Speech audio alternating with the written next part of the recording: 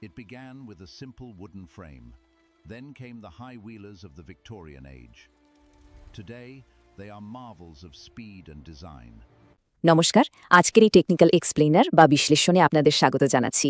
আপনারা যারা engineering mindset রাখেন তাদের জন্য সাইকেলের ইতিহাসটা কিন্তু শুধু একটা বাহনের ইতিহাস নয়, এটা হলো মেকানিক্যাল প্রবলেম সলভিং বা যান্ত্রিক সমস্যার সমাধানের একদম ক্লাসিক একটা উদাহরণ। কিভাবে একের পর এক যান্ত্রিক সীমাবদ্ধতা দূর করে আজকের এই নিখুঁত বাহনটি তৈরি হলো তা জানলে সত্যি অবাক হতে হয়। একটু ভাবুন তো, 1817 সালের একটা নিছক কাঠের কাঠামো যাকে পা দিয়ে ঠেলে চালাতে হতো, সেটা কিভাবে আজকের অত্যাধুনিক ইলেকট্রিক ভেহিকেলে পরিণত হলো। প্রথম প্রোটোটাইপ থেকে শুরু করে আজকের এই হাইলি অপটিমাইজড ডিজাইনে আসার পেছনের যান্ত্রিক যাত্রাটা ইঞ্জিনিয়ারিংয়ের দৃষ্টিকোণ থেকে সত্যি মুগ্ধ করার মতো। আজকের আলোচনায় আমরা ঠিক এই প্রশ্নটারই উত্তর খোঁজার চেষ্টা করব। আচ্ছা, তো চলুন শুরু করা যাক। আমাদের আজকের এই আলোচনার মূলত 4টা ধাপ থাকছে। 1. Dressing prototype, 2. Penny farthing trade off, 3. Starley's safety bicycle, আর 4. আধুনিক যান্ত্রিক উৎকর্ষ। পুরো টাইমলাইনটার দিকে যদি একটু চোখ বোলাই তাহলে গত 2 শতাব্দীতে মেকানিক্যাল ইনোভেশনগুলো কিভাবে কাজ করেছে তার একটা চমৎকার ম্যাক্রোভিউ পাওয়া যায়। 1817 সালের সেই প্রথম প্রোটোটাইপ থেকে শুরু, এরপর 1870-এর দশকের পেনি ফার্দিং, তারপর 1885-তে সেফটি বাইসাইকেল হয়ে বর্তমানের আধুনিক ডিজাইন। ধাপে ধাপে প্রতিটা যুগেই ইঞ্জিনিয়াররা আগের মডেলের ত্রুটিগুলো সলভ করে পরের মডেলে গেছেন। তো শুরুতেই আসা যাক 1 নম্বর ধাপে, ড্রেসিন প্রোটোটাইপ। ইতিহাসের প্রথম সাইকেলটার নাম ছিল ড্রেসিন। 1817 সালে জার্মানিতে কার্ল ড্রেস এটি আবিষ্কার করেন। সে সময় এটা কিন্তু ব্যাপকভাবে রানিং মেশিন নামে বেশি পরিচিত ছিল।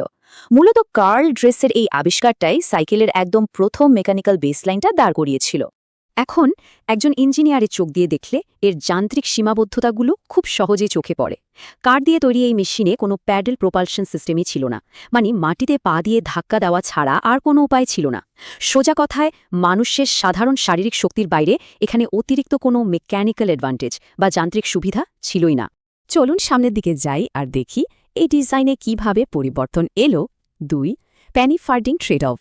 1870-এর দশকের এই পেনি ফার্দিং মডেলটা ছিল ইঞ্জিনিয়ারিংয়ের বেশ অদ্ভুত একটা নিদর্শন। এর প্রোপালশন সিস্টেম হিসেবে ডিরেক্ট ড্রাইভ বা সরাসরি ড্রাইভ ব্যবস্থা ব্যবহার করা হয়েছিল, মানে এর সামনের চাকাটা ছিল বিশাল বড় আর পেছনেরটা একদম ছোট। প্যাডেলগুলো সরাসরি ওই বিশাল সামনের চাকার সাথেই যুক্ত ছিল। এর পেছনের লজিকটা খুব সিম্পল ছিল, প্যাডেল একবার ঘোরালেই চাকা যেন সর্বোচ্চ দূরত্ব পার হতে পারে। কিন্তু এখানেই আসল ব্যাপারটা, স্পিড আর সেফটির মধ্যে এখানে বিশাল একটা ইঞ্জিনিয়ারিং ট্রেড অফ বা আপোষ কাজ করেছে। বিশাল চাকার কারণে প্রচুর স্পিড পাওয়া যেত ঠিকই, এটাই ছিল এর মেকানিক্যাল অ্যাডভান্টেজ, কিন্তু চাকা বড় হওয়ায় পুরো সাইকেলের সেন্টার অফ গ্র্যাভিটি বা ভরকেন্দ্র মাটি থেকে অনেক ওপরে উঠে যেত। ফলে ডিজাইনটা হয়ে পড়েছিল মারাত্মক ঝুঁকিপূর্ণ, ব্যালেন্স হারালেই সোজা মুখ থুবড়ে পড়ার অবস্থা। ঠিক এই সমস্যাগুলোর সমাধানের জন্যই এলো আমাদের পরবর্তী যুগান্তকারী ধাপ 3. স্টারলির সেফটি বাইসাইকেল।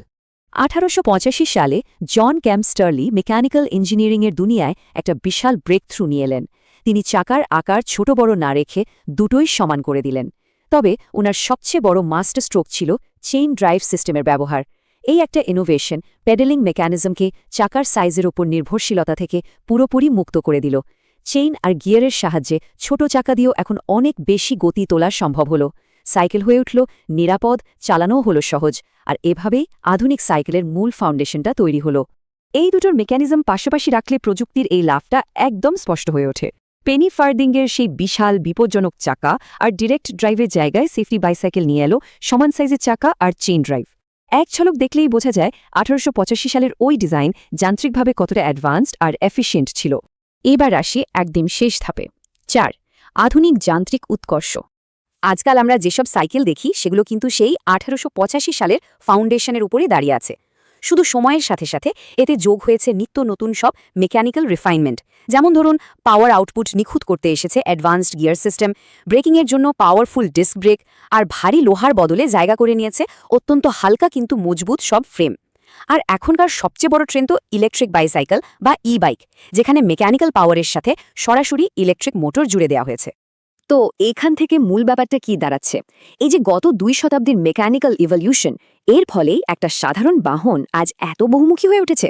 দৈনন্দিন যাতায়াত থেকে শুরু করে ফিটনেস, হাই স্পিড রেসিং, এমনকি কার্বন ফুটপ্রিন্ট কমিয়ে পরিবেশ রক্ষার মতো বৈশ্বিক ইস্যুতেও এই যন্ত্রটি এখন দারুণ কাজ করছে।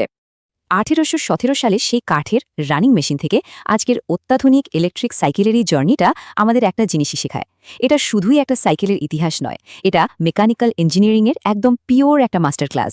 তবে এখানেই শেষ নয়, আপনাদের জন্য একটা প্রশ্ন রেখে যাই।